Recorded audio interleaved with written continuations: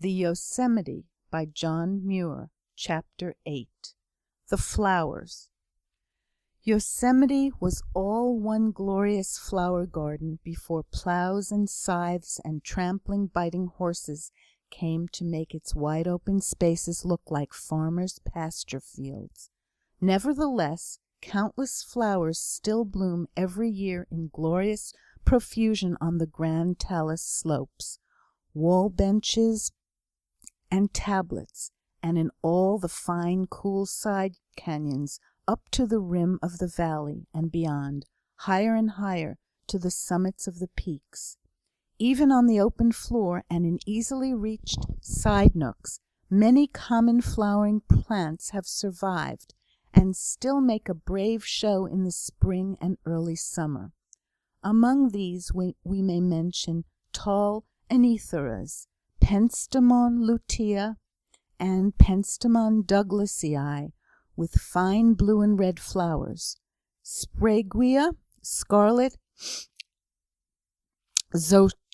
Zocneria, with its curious radiant rosettes characteristic of the sandy flats, Mimulus, Unanus, blue and white violets, geranium, columbine, erythrea, larkspur, colomia, draperia, gilias, helenium, bahia, goldenrods, daisies, honeysuckle, heuchera, balandra, saxifrages, gentians, in cool canyon nooks and on Cloud's Rest and the base of Star King Dome, you may find Primula suffrutescens, the only wild primrose discovered in California, and the only known shrubby species in the genus. And there are several fine orchids, Habenaria and Cypripedium, the latter very rare, once common in the valley near the foot of Glacier Point, and in a bog on the rim of the valley near a place called Gentry's Station, now abandoned. It is a very beautiful species, the large oval lip white, delicately veined with purple, the other petals and the sepals purple, strap-shaped, and elegantly curled and twisted. Of the lily family, Fritillaria, Smilacina, Chloragulum, and several fine species of Broadea, Ithuriel spear, and others less prized, are common, and the favorite Calochortus, or Mariposa lily, a unique genus of many species, something like the tulips of Europe, but far finer. Most of them grow on the warm foothills below the valley, but two charming species, Calochortus caeruleus and Calochortus nudus, dwell in springy places on the Wawona Road, a few miles beyond the brink of the walls. The snow plant, Sarcodes sanguinea, is more admired by tourists than any other in California. It is red, fleshy and watery, and looks like a gigantic asparagus shoot. Soon after the snow is off the ground, it rises through dead needles and humus in the pine and fir woods like a bright glowing pillar of fire. In a week or so it grows to a height of 8 or 12 inches, with a diameter of 1.5 inches or 2 inches. Then its long fringed bracts curl aside, allowing the 20 or 35-lobed bell-shaped flowers to open and look straight out from the axis. It is said to grow up through the snow. On the contrary, it always waits until the ground is warm, though with other early flowers it is occasionally buried or half-buried for a day or two by spring storms. The entire plant, flowers, bract, stem, scales, and roots, is fiery red. Its color could appeal to one's blood. Nevertheless, it is a singularly cold and unsympathetic plant. Everybody admires it as a wonderful curiosity, but nobody loves it as lilies, violets, roses, daisies are loved. Without fragrance, it stands beneath the pines and firs, lonely and silent, as if unacquainted with any other plant in the world, never moving in the wildest storms, rigid as if lifeless, though covered with beautiful rosy flowers. Far more delightful and fragrant of the valley flowers is the Washington lily, white, moderate in size, with from 3 to 10 flowered racemes. I found one specimen in the lower end of the valley, at the foot of the Wawona grade, that was 8 feet high, the raceme 2 feet long, with 52 flowers, 15 of them open. The others had faded or were still in the bud. This famous lily is distributed over the sunny portions of the sugar pine woods, never in large meadow garden companies like the large and the small tiger lilies, pardalinum and parvum, but widely scattered, standing up to the waist, in dense Cenothis and Manzanita chaparral, waving its lovely flowers above the blooming wilderness of brush and giving their fragrance to the breeze. It is now becoming scarce in the most accessible parts of its range on account of the high price paid for its bulbs by gardeners through whom it has been distributed far and wide over the flower-loving world. For, on account of its pure color and delicate, delightful fragrance, all lily lovers at once adopted it as a favorite. The principal shrubs are manzanita and ceanothus, several species of each, azalea, rubus nutkanus, briar rose, chokecherry philadelphus, calycanthus, garrya, rhamnus, etc. The manzanita never fails to attract particular attention.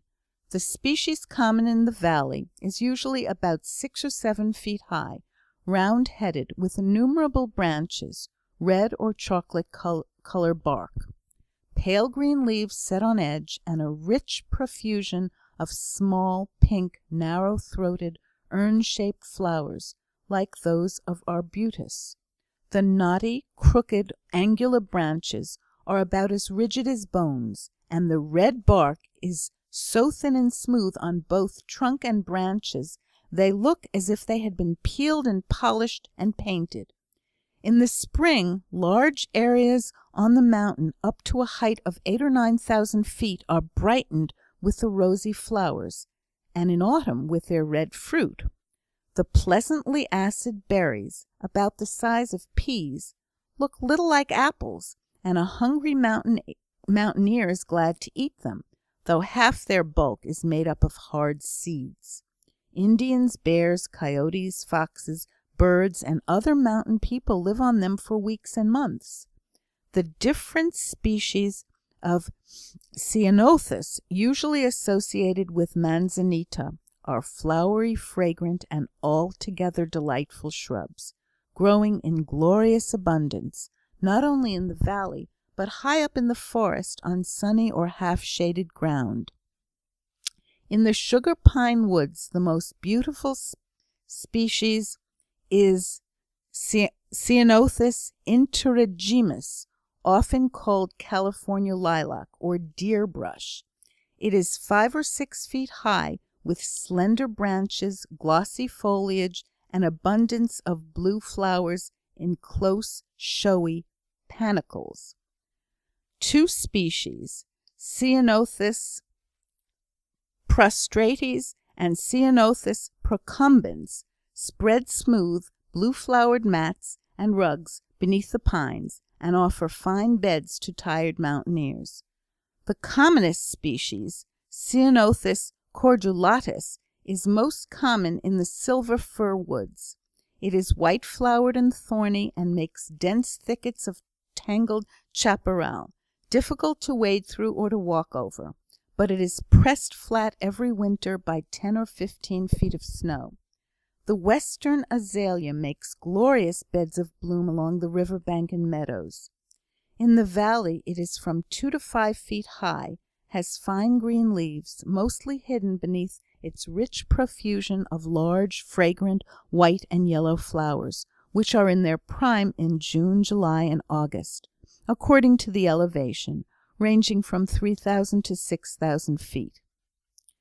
Near the azalea-bordered streams, the small white rose, resembling Rosa blanda, makes large thickets deliciously fragrant, especially on a dewy morning and after showers. Not far from these azalea and rose gardens, Rubus nutkanus covers the ground with broad, soft, velvety leaves, and pure white flowers as large as those of its neighbor and relative, the rose, and much finer in texture, followed at the end of the summer by soft red berries good for everybody. This is the commonest and the most beautiful of the whole blessed, flowery, fruity rubus genus. There are a great many interesting ferns in the valley and about it. Naturally enough, the greater number are rock ferns, Pelea, Calanthes, Polypodium, Adiantum, Woodsia, Cryptogramma, etc., with small tufted fronds lining cool glens and fringing the seams of the cliffs. The most important of the larger species are Woodwardia, Aspidum, Asplenium, and above all the common pteris. Woodwardia radicans is a superb broad-shouldered fern 5 to 8 feet high, growing in vase-shaped clumps where tile ground is nearly level, and on some of the benches of the north wall of the valley, where it is watered by a broad trickling stream. It thatches the sloping rocks, frond overlapping frond like roof shingles. The broad-fronded, hardy Pteris aquilina, the commonest of ferns, covers large areas on the floor of the valley. No other fern does so much for the color glory of autumn, with its browns and reds and yellows, even after lying dead beneath the snow all winter. It spreads a rich brown mantle over the desolate ground in the spring, before the grass has sprouted, and at the first touch of sun heat its young fronds come rearing up, full of faith and hope, through the midst of last year's ruins. Of the 5 species of Pelea, Pelea breweri is the hardiest as to enduring high altitudes and stormy weather, and at the same time it is the most fragile of the genus. It grows in dense tufts in the clefts of storm-beaten rocks, high up on the mountainside on the very edge of the fern line. It is a handsome little fern about 4 or 5 inches high, has pale green pinnate fronds, and shining bronze-colored stalks about as brittle as glass.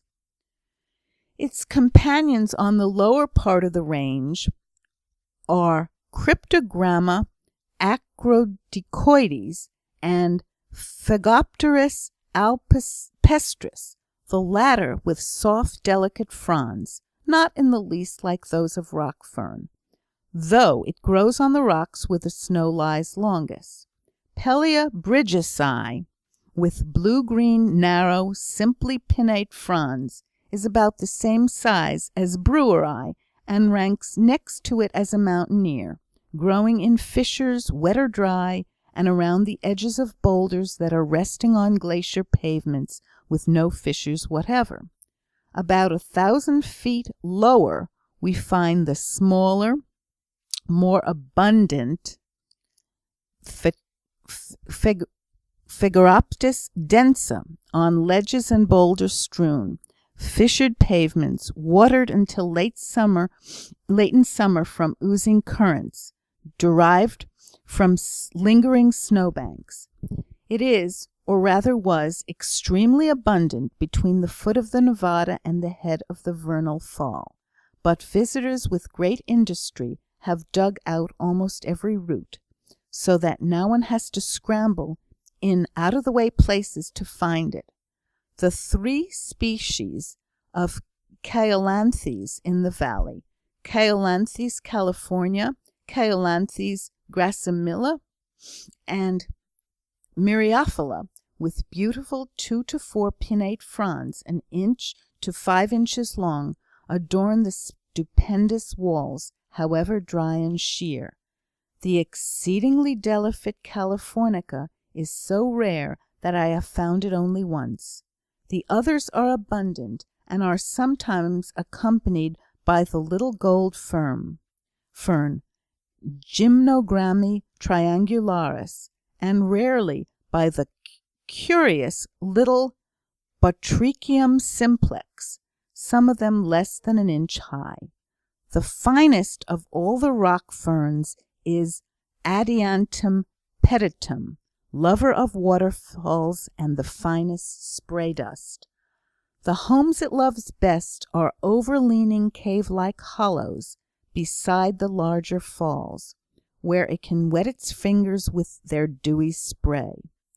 Many of these moss-lined chambers contain thousands of these delightful ferns, clinging to mossy walls by the slightest hold, reaching out their delicate finger fronds on dark shining stalks, sensitive and tremulous, throbbing in unison with every movement and tone of the falling water, moving each division of the frond separately at times, as if fingering the music.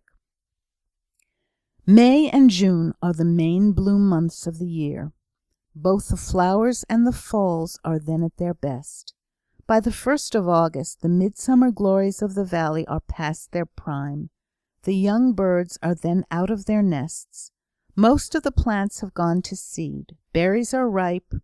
Autumn tints begin to kindle and burn over meadow and grove, and a soft, mellow haze in the morning sunbeams heralds the approach of Indian summer. The shallow river is now at rest, its flood work done. It is now but little more than a series of pools united by trickling, whispering currents that steal softly over brown pebbles and sand with scarce an audible murmur. Each pool has a character of its own, and though they are nearly currentless, the night air and tree shadows keep them cool. Their shores curve in and out in bay and promontory, giving the appearance of miniature lakes, their banks in most places embossed with briar and azalea, sedge and grass and fern, and above these, in their glory of autumn colours, a mingled growth of alder, willow, dogwood, and balm of Gilead, mellow sunshine overhead, cool shadows beneath, light filtered and strained in passing through the ripe leaves, like that which passes through coloured windows. The surface of the water is stirred, perhaps, by whirling water beetles, or some startled trout seeking shelter beneath falling logs or roots. The falls, too, are quiet. No wind stirs, and the whole valley floor is a mosaic of greens and purples, yellows and reds. Even the rocks seem strangely soft and mellow, as if they, too, had ripened. End of chapter 8. The Yosemite by John Muir. Chapter 9. The birds. The songs of the Yosemite winds and waterfalls are delightfully enriched with bird song, especially in the nesting time of spring and early summer. The most familiar and best known of all is the common robin, who may be seen every day hopping about briskly on the meadows and uttering his cheery, enlivening call. The black-headed grosbeck, too, is here, with the bullock oriole, the western tanager, brown song sparrow, hermit thrush, the purple finch, a fine singer, with head and throat of a rosy red hue, several species of warblers and vireos, kinglets, flycatchers, etc. But the most wonderful singer of all the birds is the water ouzel that dives into foaming rapids and feeds at the bottom, holding on in a wonderful way, living a charmed life. Several species of hummingbirds are always to be seen, darting and buzzing among the showy flowers. The little red-bellied nuthatches, the chickadees, the little brown creepers, threading the furrows of the bark of the pines, searching for food in the crevices. The large Steller's jay makes merry in the pine tops. Flocks of beautiful green swallows swim over the streams, and the noisy Clark's crow may oftentimes be seen on the highest points around the valley. And in the deep woods beyond the walls, you may frequently hear and see the ducky grouse and the pileated woodpecker, or woodcock almost as large as a pigeon. The junco, or snowbird, builds its nest on the floor of the valley among the ferns. Several species of sparrow are common, and the beautiful lazuli bunting, a common bird in the underbrush, flitting about among the azalea and ceanothus bushes and enlivening the groves with his brilliant color. And on gravelly bars the spotted sandpiper is sometimes seen. Many woodpeckers dwell in the valley, the familiar flicker, the Harris woodpecker, and the species which so busily stores up acorns in the thick bark of the yellow pines. The short, cold days of winter are also sweetened with the music and hopeful chatter of a considerable number of birds. No cheerier choir ever sang in snow.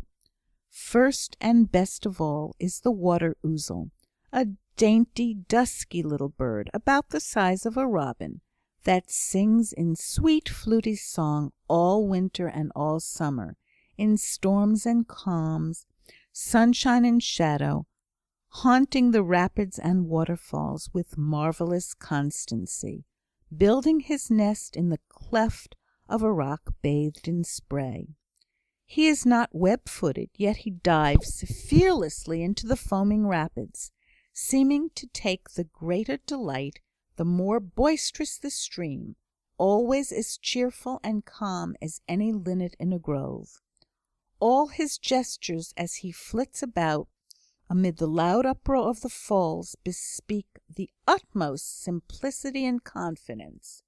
Bird and stream, one and inseparable. What a pair!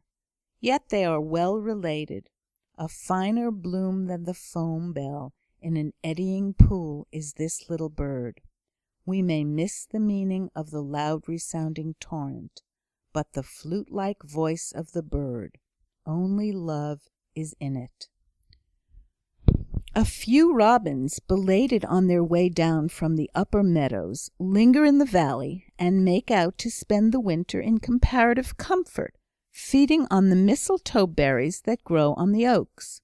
In the depths of the great forest, on the high meadows, in the severest altitudes, they seem as much at home as in the fields and orchards about the busy habitations of man. Ascending the Sierra as the snow melts, following the green footsteps of spring, until in July or August the highest glacier meadows are reached on the summit of the range. Then after the short summer is over and their work in cheering and sweetening these lofty wilds is done, they gradually make their way down again in accord with the weather, keeping below the snowstorms, lingering here and there to feed on huckleberries and frost-nipped wild cherries growing on the upper slopes. Thence down to the vineyards and orchards of the lowland to spend the winter, entering the gardens of the great towns, as well as parks and fields where the blessed wanderers are too often slaughtered for food. Surely a bad use to put so fine a musician to. Better make stove wood of pianos to feed the kitchen fire. The kingfisher winters in the valley, and the flicker, and of course the carpenter woodpecker, that lays up large stores of acorns in the bark of trees. Wrens also, with a few brown and grey linnets, and flocks of the Arctic bluebird, making lively pictures among the snow-laden mistletoe bushes. Flocks of pigeons are often seen, and about 6 species of ducks, as the river is never wholly frozen over. Among these are the mallard and the beautiful wood duck, now less common on account of being so often shot at. Flocks of wandering geese used to visit the valley in March and April, and perhaps do so still, driven down by hunger or stress of weather while on their way across the range. When pursued by the hunters, I have frequently seen them try to fly over the walls of Lee Valley until tired out and compelled to realight.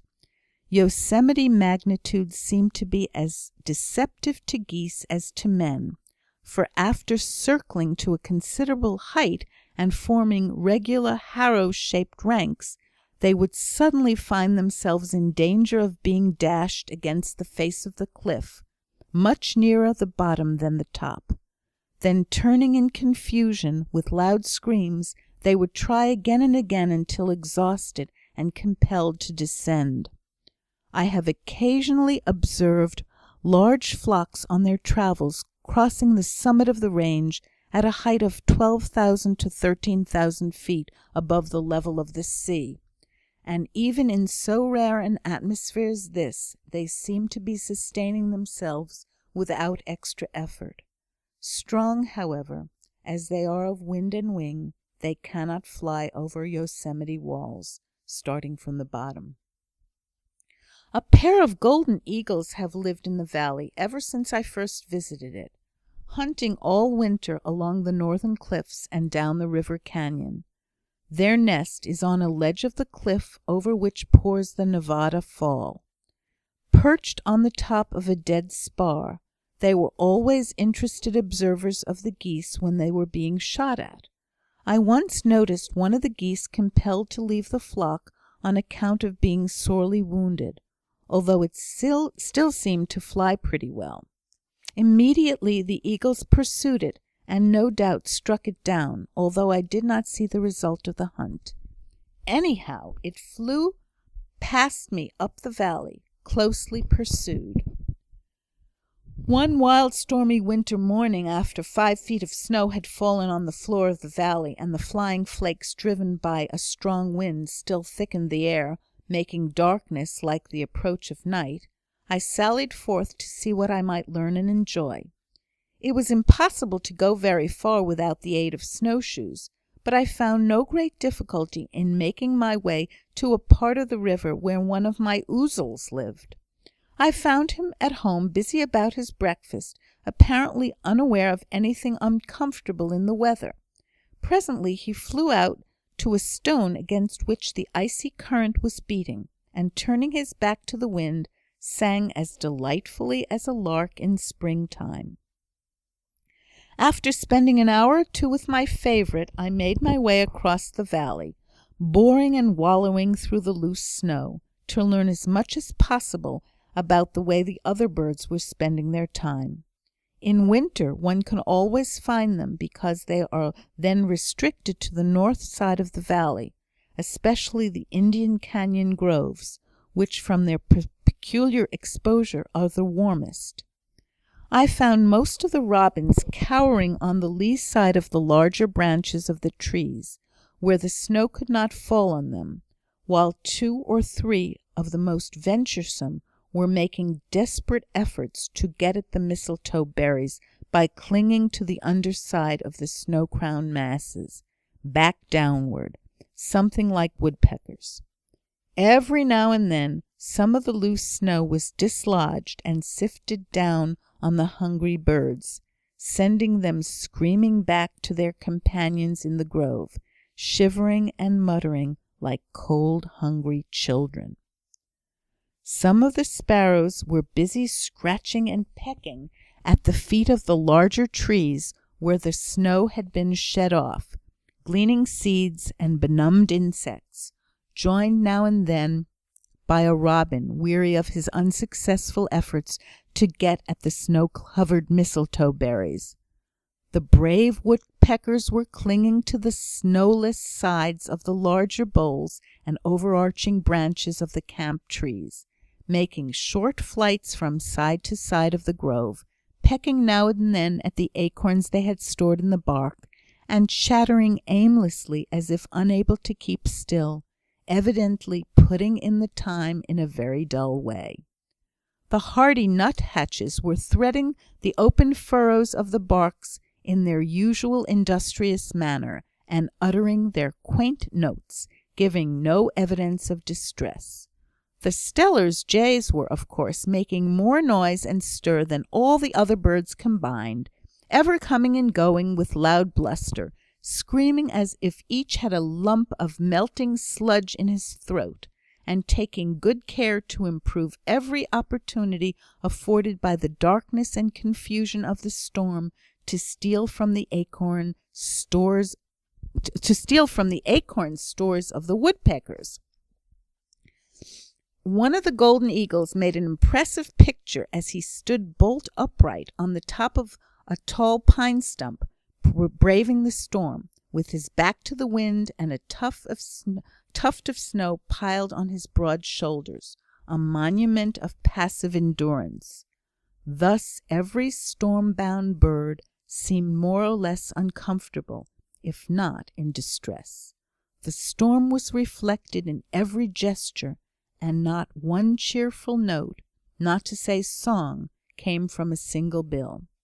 Their cowering, joyless endurance offered striking contrasts to the spontaneous, irrepressible gladness of the ouzel, who could no more help giving out sweet song than a rose's sweet fragrance.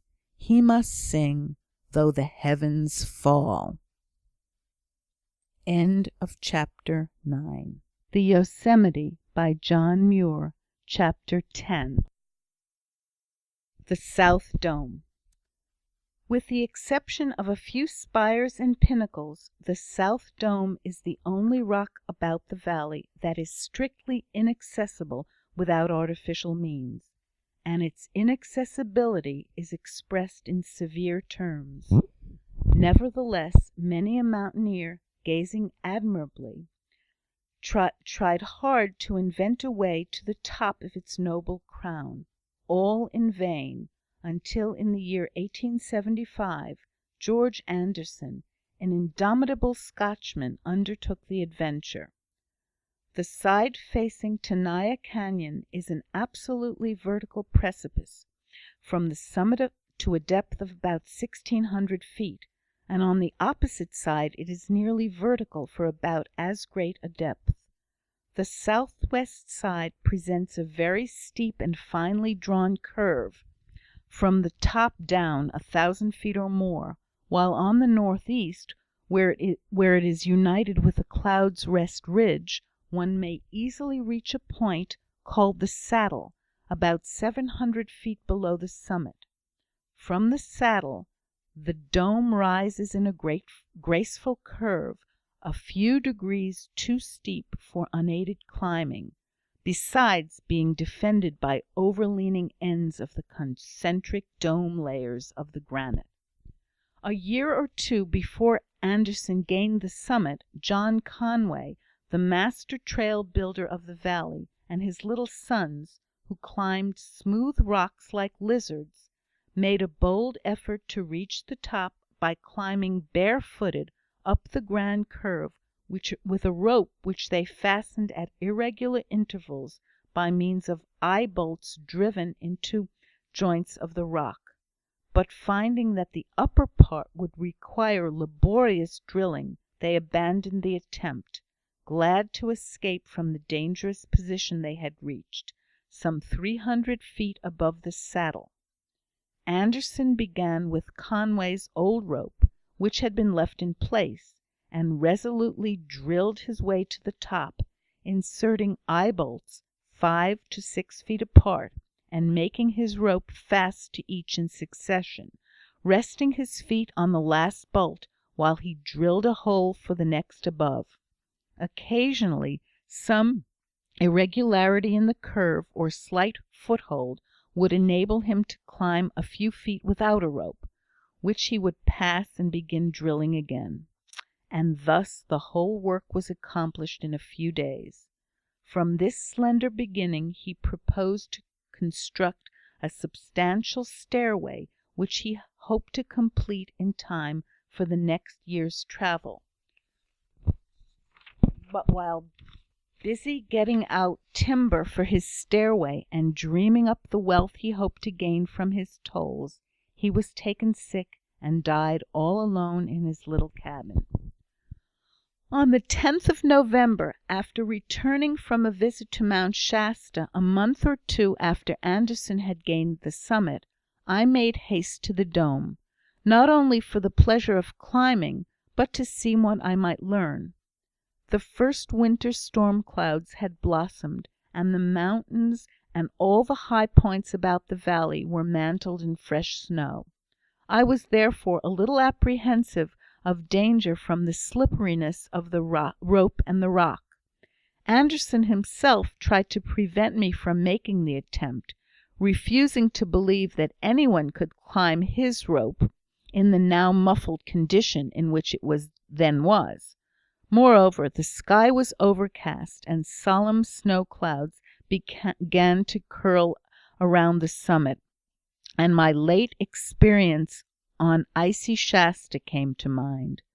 But reflecting that I had matches in my pocket, and that a little firewood might be found, I concluded that in case of a storm the night could be spent on the dome without suffering anything worth minding, no matter what the clouds might bring forth.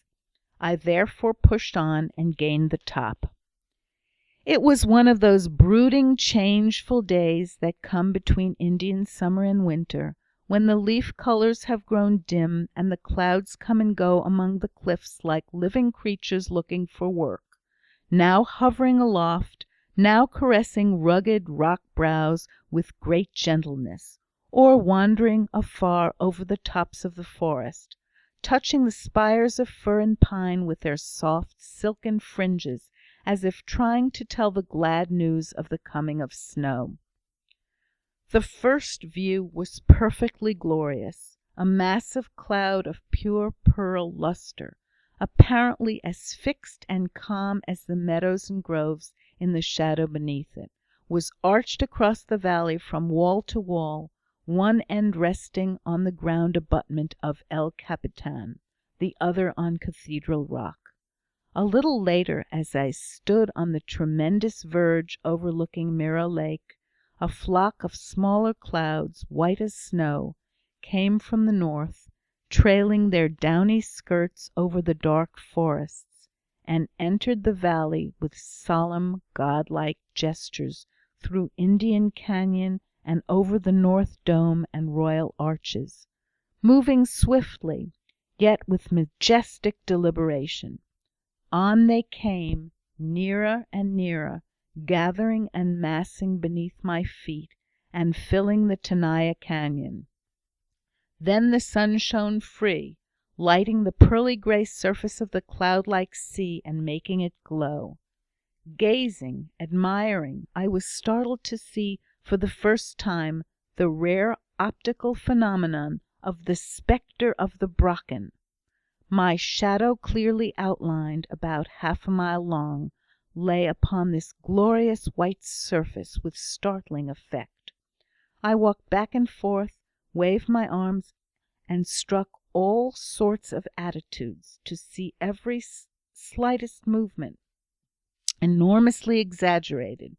Considering that I have looked down so many times from mountain tops on seas of all sorts of clouds, it seems strange that I should have seen the Brocken spectre only this once. A grander surface and a grander standpoint, however, could hardly have been found in all the Sierra. After this grand show, the cloud sea rose higher, wreathing the dome, and for a short time submerging it, making darkness like night, and I began to think of looking for a campground in a cluster of dwarf pines.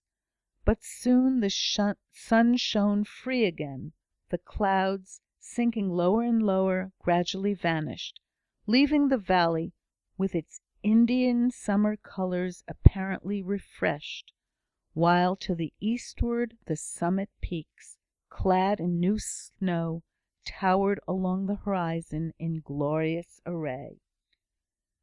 Though apparently it is perfectly bald, there are 4 clumps of pines growing on the summit, representing 3 species: Pinus albicaulis, Pinus contorta, and Pinus ponderosa, variant Jeffreyi. All 3, of course, repressed and storm-beaten. The alpine spirea grows here also, and blossoms profusely, with Potentia, Erigeron, Erigonium, Penstemon, Solidago, and an interesting species of onion, and 4 or 5 species of grasses and sedges.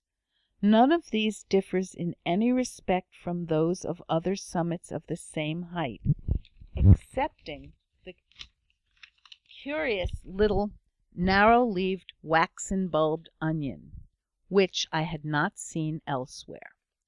Notwithstanding the enthusiastic eagerness of tourists to reach the crown of the dome, the views of the valley from this lofty standpoint are less striking than from many other points comparatively low, chiefly on account of the foreshortening effect produced by looking down from so great a height. The North Dome is dwarfed almost beyond recognition. The grand sculpture of the royal arches is scarcely noticeable, and the whole range of walls on both sides seem comparatively low, especially when the valley is flooded with noon sunshine, while the dome itself, the most sublime feature of all the Yosemite views, is out of sight beneath one's feet. The view of Little Yosemite Valley is very fine, though inferior to one obtained from the base of Star King Cone, but the summit landscapes towards Mounts Ritter, Lyell, Dana, Conness, and the Merced group are very effective and complete. No one has attempted to carry out Anderson's plan of making the dome accessible.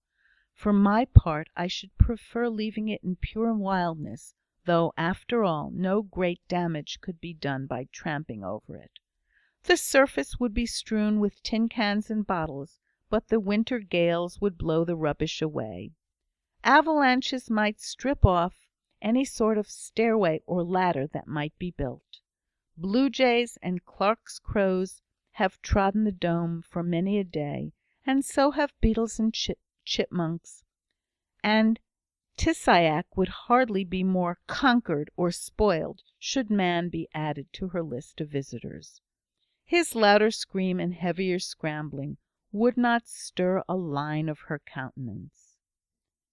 When the sublime ice floods of the glacial period poured down the flank of the range over what is now Yosemite Valley, they were compelled to break through a dam of domes extending from Mount Star King to North Dome, and as the period began to draw near a close, the shallowing ice currents were divided, and the South Dome was, perhaps, the first to emerge, burnished and shining like a mirror above the surface of the icy sea. And though it has sustained the wear and tear of the elements tens of thousands of years, it yet remains a telling monument of the action of the great glaciers that brought it to light. Its entire surface is still covered with glacial hieroglyphics, whose interpretation is the reward of all who devoutly study them. End of chapter 10.